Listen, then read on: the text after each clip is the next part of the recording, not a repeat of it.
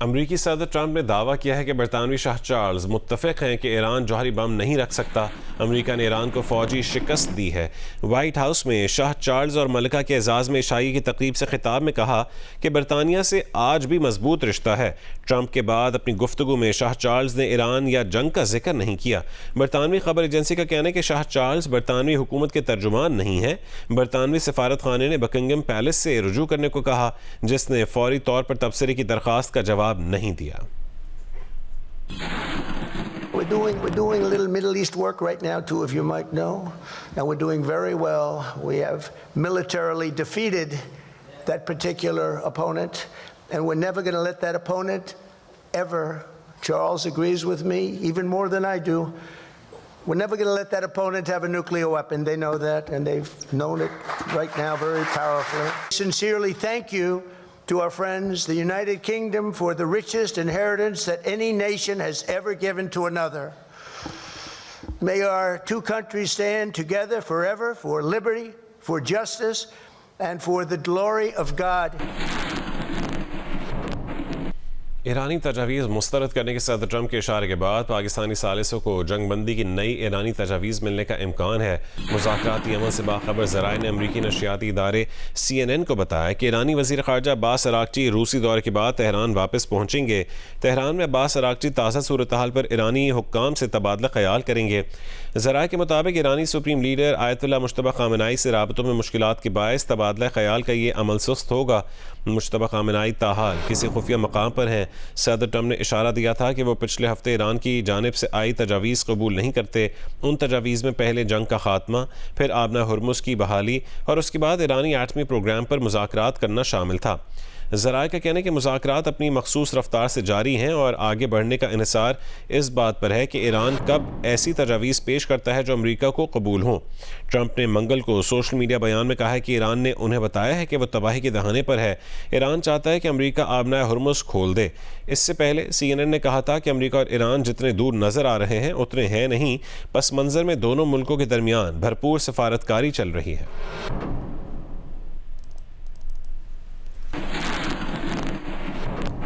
अमरीकी सदर ट्रंप ने मुशीरों को ईरान के खिलाफ तवील मुद्दती नाकाबंदी की तैयारी की हिदायत कर दी है।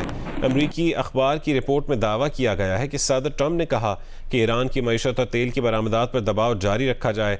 रिपोर्ट के मुताबिक ट्रंप समझते हैं कि तनाज़े से निकलना या दोबारा बमबारी करना नाकाबंदी बरकरार रखने के मुकाबले में ज़्यादा ख़तरनाक है।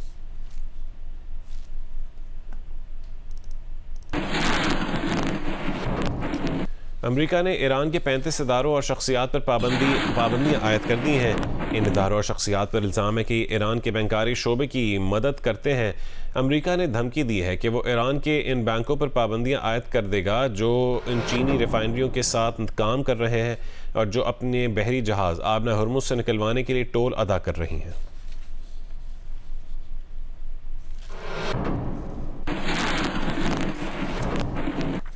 बरतानवी शाह चार्ल्स ने अमरीकी कांग्रेस से खिताब में कहा है कि माहौलियाती तहफ़्फ़ुज़, इंसानी हमदर्दी और मज़ाहिब के एहतराम को फ़रोग़ देने की ज़रूरत है। कहा कि मौजूदा गैर यकीनी दौर में रवादारी, आज़ादी जैसी जमहूरी इक़दार का दिफ़ा ज़्यादा ज़रूरी है।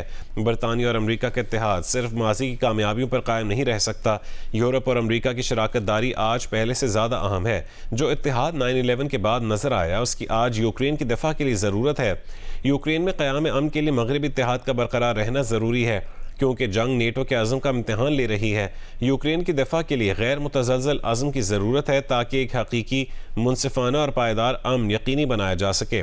नए ख़तरात मजबूत दिफाई कोशिशों का तकाजा करते हैं। वाशिंगटन में प्रेस डिनर में हमले की मज़म्मत की, कहा कि तशद्दुद का ये अमल कभी कामयाब नहीं होगा। जमहूरी ममालिक अपने अवाम के तहफ़्फ़ुज़ के लिए मुत्तहद रहेंगे। माज़ी के तमाम इख्तिलाफ़ात के बावजूद बरतानिया अमरीका ने मुश्तरका रास्ते तलाश किए। बरतानिया और अमरीका का इत्तेहाद तारीख़ के अजीम तरीन इत्तेहादों में से एक है। In the immediate aftermath of 9/11, when NATO invoked Article 5 for the first time and the United Nations Security Council was united in the face of terror, we answered the call together, as our people have done so for more than a century, shoulder to shoulder through 2 world wars, the Cold War, Afghanistan, and moments that have defined our shared security.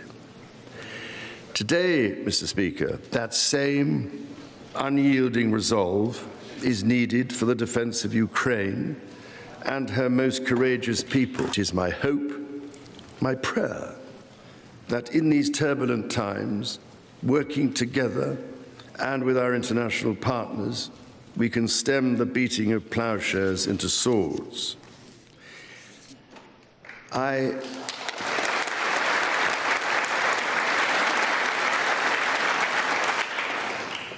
am mindful that we are still in the season of Easter, the season that most strengthens my hope. It is why I believe with all my heart that the essence of our two nations is a generosity of spirit and a duty to foster compassion, to promote peace, to deepen mutual understanding, and to value all people of all faiths and of none. अमरीकी सदर Trump की पसंदीदगी की शरह मजीद गिर गई है। Reuters और इप्सॉस के सर्वे के मुताबिक अमरीका के सिर्फ 34% वोटर्स ट्रंप की कारकर्दगी से मुतमईन हैं। 15 से 20 अप्रैल तक होने वाले पिछले सर्वे में ये शरह 36% थी। ये सर्वे ट्रंप पर हमले से पहले का है। पिछले साल जनवरी में जब ट्रंप ने ओहदा सदारत का हलफ उठाया था तो उनकी कारकर्दगी से 43% अमरीकी वोटर खुश थे। 28 फरवरी को ईरान पर अमरीका और इसराइल के हमले और उसके बाद पेट्रोलियम मसनूआत की कीमतों में इजाफे से ट्रंप की रेटिंग में मुसलसल कमी आ रही है। अशिया ज़रूरिया की कीमतों पर इत्मीनान की शरह और भी कम है और 22% अमरीकी शहरी इस मामले पर ट्रंप से मुतमईन नज़र आते हैं। ताहम रिपब्लिकन वोटरों में से 78% का कहना है कि अब वो भी सदर ट्रंप की हिमायत करते हैं। ऐसे शहरी जो ख़ुद को दोनों बड़ी जमातों से मुंसलिक नहीं करते, उनमें से 34% डेमोक्रेटिक पार्टी और 20% रिपब्लिकन पार्टी के हामी हैं। अमेरिका में सिर्फ 34% वोटर्स ईरान के साथ अमरीकी तनाज़े के हक़ में हैं। अप्रैल के वस्त में उनकी तादाद 36% थी।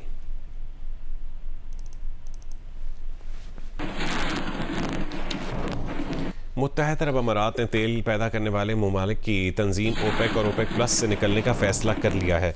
ख़बर एजेंसी रॉयटर्स के मुताबिक ये फ़ैसला तेल बरामद करने वाले मुल्कों और उनकी डी फैक्टो लीडर सऊदी अरब के लिए एक ऐसे वक्त में धचका है जब पहले ही ईरान जंग के बायस आलमी इक़्तिसादियात बदतरीन हालत में है। मुत्तहदा अरब अमारात 60 बरसों से ज़्यादा अरसे से ओपेक का रुकन था। UAE का अखराज एक ऐसे ग्रुप को कमज़ोर कर देगा जो बाहमी इख्तलाफात, जियो पॉलिटिक्स और पैदावारी कोटे के मामले पर एक मुत्तहद मुहाज के तौर पर सरगर्म है। अमाराती वज़ीर तवानाई के मुताबिक ये पॉलिसी फ़ैसला ख़ित्ते की तवानाई तरजीहात, तेल पैदावार की मौजूदा और मुस्तक़बिल की ज़रूरतों को मद्देनज़र रखते हुए इंतहाई एहतियात के साथ किया गया है। रॉयटर्स ने लिखा है कि UAE के ओपेक से निकलने को अमेरिकी सदर डोनाल्ड ट्रंप की फ़तह के तौर पर देखा जाएगा, जो ओपेक पर महंगा तेल बेचने का इल्ज़ाम लगाते हैं। उनका कहना है कि अमेरिका ओपेक के रुकन ममालिक की हिफाजत करता है, बदले में ओपेक ममालिक तेल की कीमतें बढ़ाकर नाजायज़ फ़ायदा उठाते हैं। रॉयटर्स के मुताबिक UAE को साथी अरब ममालिक से शिकायत है कि उन्होंने जंग के दौरान उसे ईरानी हमलों से बचाने के लिए मुनासिब इक़दाम नहीं किए।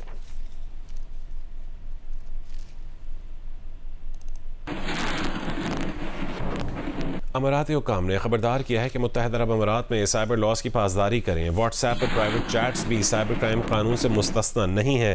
गैर तस्दीक शुदा खबर शेयर करना भी जुर्म बन सकता है। अवाम होशियार रहें। बगैर इजाज़त स्क्रीन शॉट्स या गुफ्तगू शेयर करना भी गैर कानूनी है। झूठी या गुमराह कुन मालूमात फॉरवर्ड करना सज़ा का बायस बन सकता है। अरब अमारात में जुर्माना 2.5 से 5 लाख दिरहम तक हो सकता है। व्हाट्सएप का ग्रुप एडमिन भी गैर कानूनी मवाद पर जिम्मेदार हो सकता है।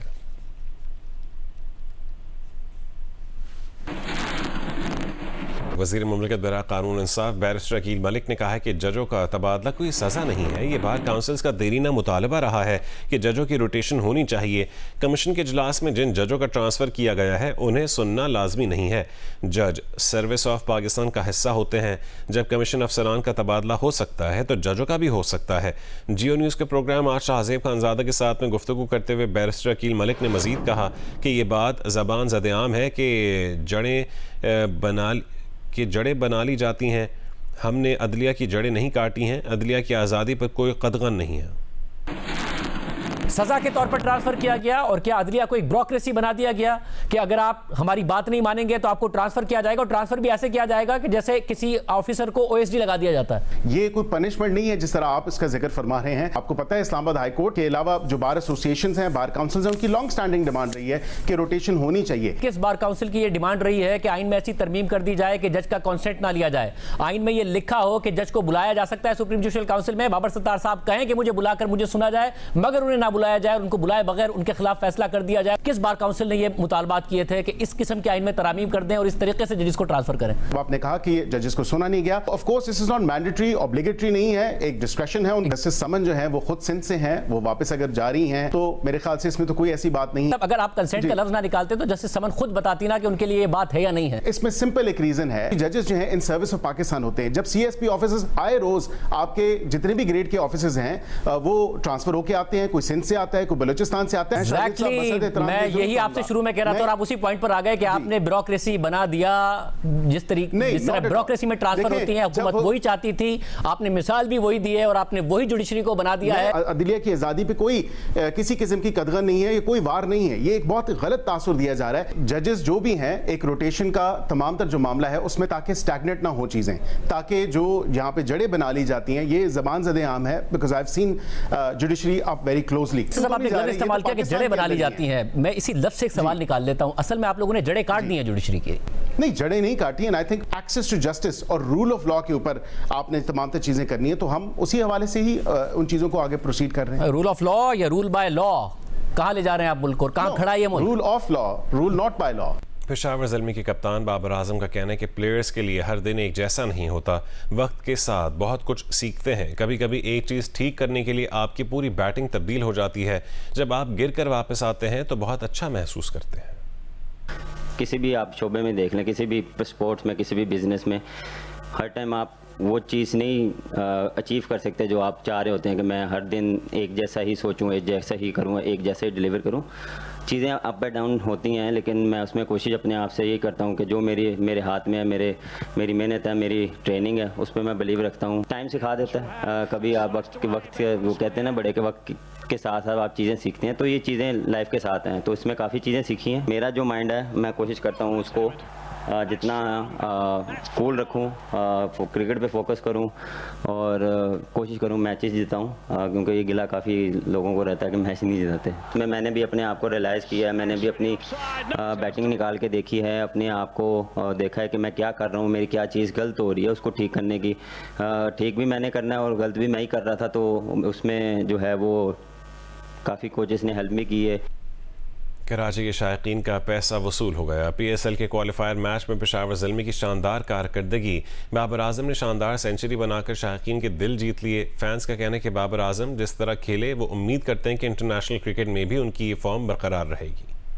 सबसे पहले शुक्रिया मोहसिन नकवी चेयरमैन का कि उन्होंने कराची के क्राउड को इजाज़त दी मैच देखने, लेकिन हमने साबित किया कि कराची वाले के किंग का मैच नहीं होता। कराची में कराची का पूरी आवाम क्राउड भरा हुआ था। इस चीज़ का ये पैगाम है कि हम कराची वाले क्रिकेट से प्यार करते हैं। मैं फर्स्ट टाइम स्टेडियम में आके मैंने मैच देखा है, मैंने बाबर आजम को देखा, बाबर आजम ने कमाल कर दिया, बहुत बेहतरीन खेला बाबर आजम ने, सेंचुरी करी है भाई, 100 रन बनाए बाबर आजम ने।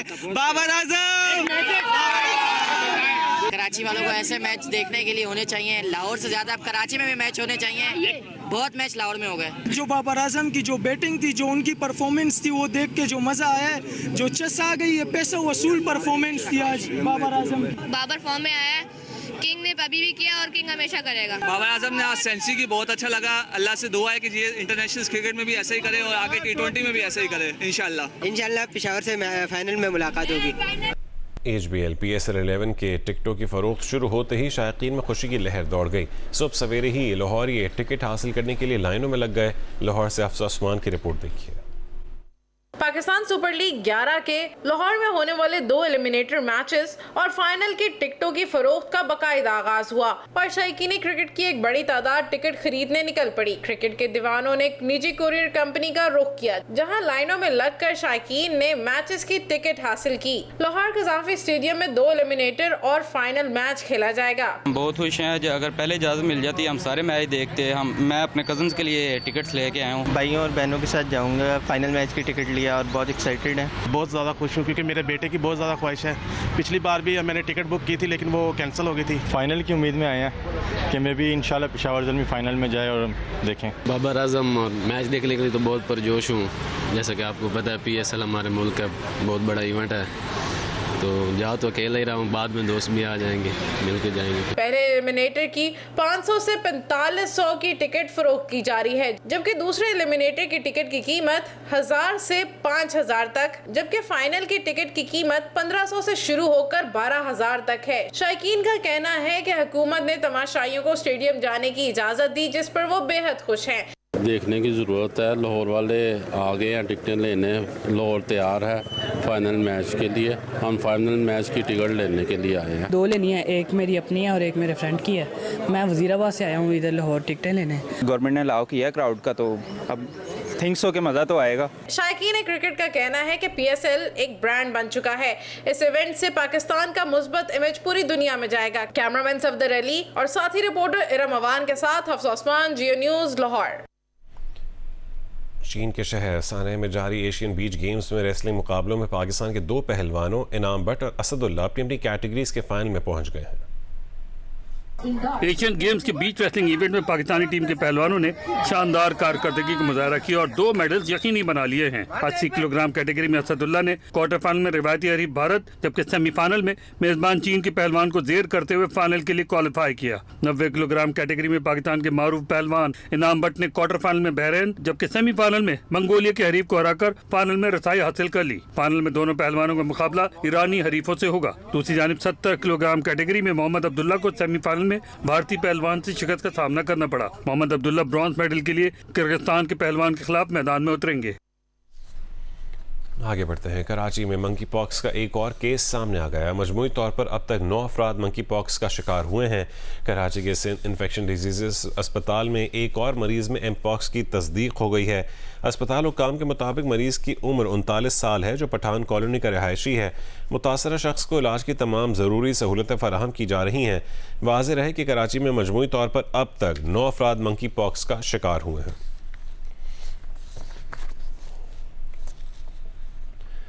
बलूचिस्तान की मुख्तलिफ शाहराहों पर रात के औकात में ट्रैफिक की आमदोरफ्त पर पाबंदी को 1 साल बीत गया। मुसाफिर और मरीजों को रात में अंदरून सूबे सफ़र में मुश्किलात का सामना करना पड़ता है। महकमे दाखिला बलूचिस्तान की हिदायत पर 1 साल कबल महकमा ट्रांसपोर्ट ने अंदरून सूबा और अंदरून मुल्क के लिए रात के औकात में कौमी शाहराहों पर सफ़र पर पाबंदी आयद की थी, जिसकी वजह से कोयटा, सिब्बी, लौरालई, डेरा गाजी खान, तुरबत, कराची और कोयटा तफ्तान शाहराहों पर रात का सफ़र ममनू करार दिया गया था। ये पाबंदी अभी तक बरकरार है, जिसकी वजह से इन शाहराहों पर सफ़र करने वाले मुसाफिरों और मरीजों को शदीद मुश्किलात हैं। इस सिलसिले में ज़िला इंतज़ामिया मुसाफिर कोचेज़ और दीगर ट्रांसपोर्ट को मुख्तलिफ मकामात पर रोक लेती हैं, जिससे मुसाफिरों और मरीजों को कई घंटे इंतज़ार करना पड़ता है।